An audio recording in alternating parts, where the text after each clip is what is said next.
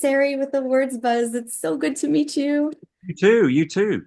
Oh, good. I'm so excited. I got to talk to some of the cast last year, so this feels like a reunion today, and I'm so excited to jump into this with you. Well, it feels like that to us too, because it's just great. I was just saying to Cara, it's so great when we all get together to do these things. It's always great to see each other. You So, must all feel like a family at this yeah, point. you do. Of course, yeah, you do. Yeah. So let's jump into your role. Um, Okay. it's crucial to the narrative. Yeah. Um, I would love to hear memorable moments or any kind of challenges that you went through portraying this character. I think because we shot our story, we were lucky enough to shoot it in order. Which is, as you know, almost unheard of. But I think that was probably to do with technical issues to do with the set, which then needed to be dismantled for the final reveal. So we had to shoot on the set while it was clean and then do the dirty stuff once the thing had collapsed.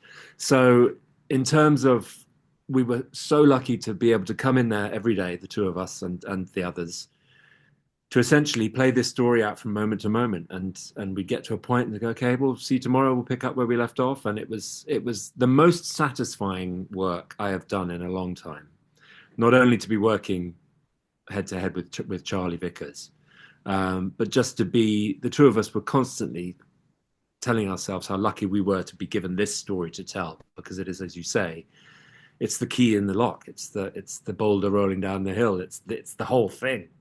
Mhm. So it's everything that gets it all started. So yeah, I mean, I'm still so proud to have been involved with it and to be given the opportunity to play that part. I want to talk more about your scenes with Charlie and how that is for you working off of him as Yeah, an actor. How do you bring out the best in each other? I think we're probably quite similar in our approach, which is quite low key, not overly chatty about the intricacies of the scene, the comings and goings. We kind of trust each other. We respect each other. We like each other very much. We make each other laugh a great deal.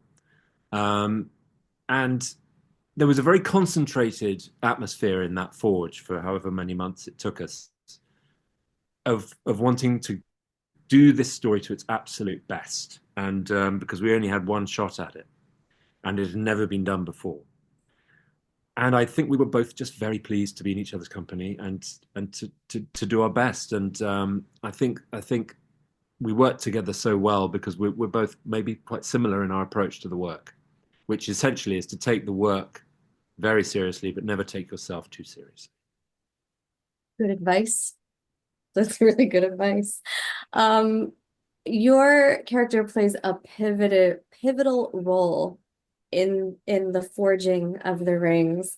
Yeah. Um, what can you share as far as insights in the process that was used to depict the creation of the rings? I think the most exciting moment, because we were all wondering that, how are they going to do it?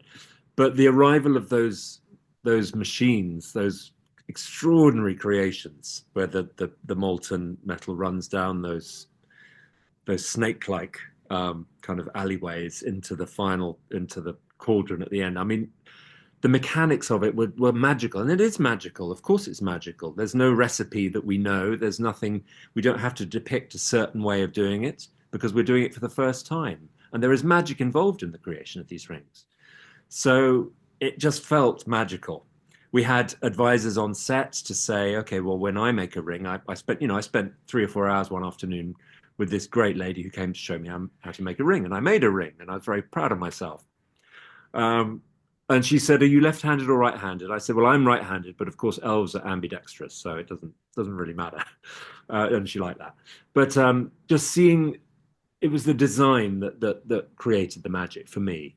The design of the machinery and the forge. You just felt you were in a magical place, and just to be involved in the pouring of the molten lead and banging, it's great. It's all those moments I love, the moments of detail I really enjoy. And the moments when they're created and he's got them all on his little stands and then he tries to melt them and all that stuff was hugely exciting to do. How cool to be a part of that now. Like Oh, you can tell. I hope you can tell. I'm still hugely excited to have been involved in that. You know, it's really really important to me to have been. And I mean, just more on like the technical aspect, you learn working with blacksmithing and Yeah, learn physicality of metalwork.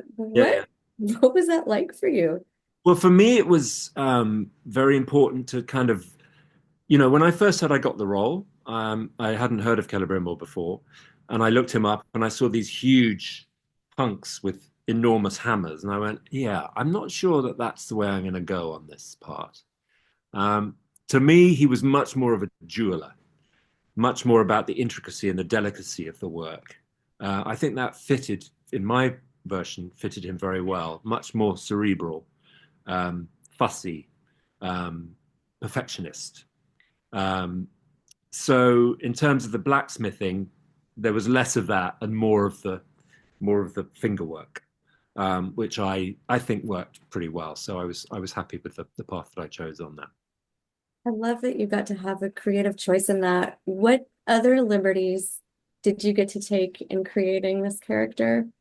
Well, I mean, whenever you're employed as an actor, they hope you're going to take some liberties. I think, you know, um, and all you can do is show up with what you think, with what your belief in the character is, and the truth of the character. And if they want that, then great. If they don't, they will temper it a little or say, "How about this?" Or, but then you can discuss things. You know, um, it's not hard and fast. You can always go, yeah, but how about this? And they'll go, okay, yeah, that's interesting. So there was time to do that, which is, forgive me, I'll turn this off.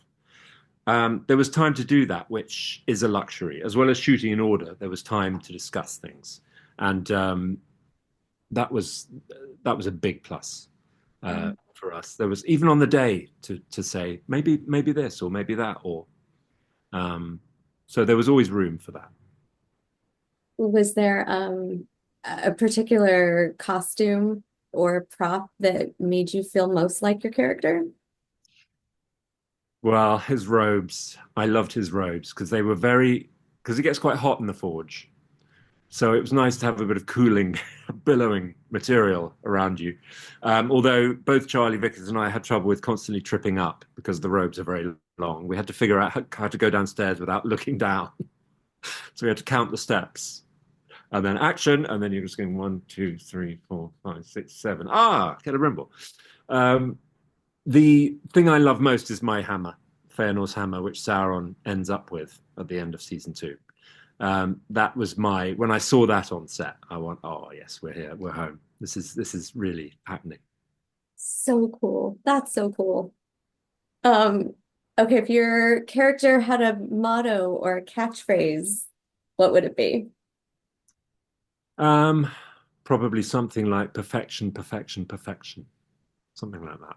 Mhm. The strive for perfection at all costs, at the cost of everything else, I think is probably his downfall as well as his motto. I feel like pretty spot on. Yeah. Um, do you, okay, let me ask you, what is your favorite scene in season two that you weren't in? Oh, there are so many. That's a really tricky one. The thing about this show is that we never see each other other than your scene partners. You don't know what the other guys are doing because they're off in Tenerife or they're in, wherever with the other unit. So to come back and the most thrilling moment for me and I'm sure for all of us is at always San Diego Comic Con when the trailer is shown because none of us have ever seen it before. And we're just looking up at this huge screen. Oh my God, that's what everyone else has been doing for all these months. And so tricky to answer that question. I love watching all the actors in this show. I think season two is a tricky one to answer. Season one, I think the first 15 minutes of the first episode where you see Valinor, you see Galadriel as a little girl, the story begins. I think that was beautifully pitched, beautifully shot. And it's like opening a huge tome, a dusty tome, and the story begins. But just that shot of Valinor blew my mind when I saw it. I thought it was absolutely beautiful. The shots are gorgeous, Yeah, and it's unsurpassed. It really is extraordinary yeah, work. yeah, And and they've just got their BAFTA. Quite highly, highly deserved. yeah. You all deserve awards. You have a brilliant team. You're a brilliant team of actors. Yeah, Um, thank you. It is a wonderful team. That's why it's it's so difficult to answer. What's my favorite? no, it's been incredible to watch your character and everybody else, their stories unfold and then get to imagine what is coming next. Um, what excites you most about another season? I'm most excited to see how he's going to make the ring without a certain someone around. Let's just see how he manages that, shall we? Very exciting. Okay, so I have some fun trivia questions if you don't mind Yes. playing along. Okay. Okay. Let's start with this. Who was the last actor to learn their character's true identity during filming? Daniel Wayman. Is that correct? Yes. It was either him or Charlie, but it was definitely Daniel. That was hey, right off the bat. That was good. You're one for one. Um, By okay. the way, am I already competing with, have you met the others I already? have. I have. This Good. is so I know this is about to get good. Okay, good. Which I'll give you multiple choice for this one. So, Okay. okay. Which musical artist theme did Charlie Vickers adopt for his portrayal of Sauron? Taylor Swift, Johnny Cash, or Beethoven? Okay. Well, I had another answer in mind. I'm going to say Johnny Cash. That's wrong, isn't it? Okay, here's the thing, you're half right with Johnny Cash. Am I? The answer is Taylor Swift. His theme was it was anti-hero. I know. Do that. But but to your credit, he Yes. had a playlist featuring Johnny Cash Yeah. about his character's transformation. Yeah. He also used to listen to a lot of choral music. He used to listen to King's College, Cambridge in England on his little AirPods, which is kind of dramatic and So anyway, so I was I, half right. Okay. I have gotten a lot of insight to his playlist today. Uh, That's for sure. I'm sure he told you about it at length. Okay, here's another one. Yeah, Who was presented with a miniature model of their character after filming? I was. Tell me about this model, please. Okay. So the moment where early in season 2, where Galadriel has a dream and he arrives and then is entangled by vines and pinned to the tree. I was given a little model of the tree, like the working model, which obviously they built the tree based on this. It's the tree and me like this on the thing. And so when I got to play that scene, they said, "Okay, we need you to end up in this position." I said, "Oh, but what if I don't? Because I might act it differently." They said, "No, no, no, you've got to end up in this position." So I did. But anyway, the little model they gave me was that. So I'm very, very pleased with that. And it's the precursor to the arrows because all the vines are sticking out of his chest and it's my little face going like that. So yeah, great. So cool. Oh, Charles, it has been amazingly incredible and such a pleasure to get to spend time with you today. Such a pleasure to talk to you too. Such a joy. Thanks for being such a good sport with the trivia. That was fun. Not at all. No problem. So I We'll see got 2.5. Is that right? 2.5. How Yep. did the others do? Um, I think you all kind of fared the same. Pretty Okay, much. good. Okay. I feel like it's an even playing field. We'll rematch next season, Okay, very good. and it's on. Excellent.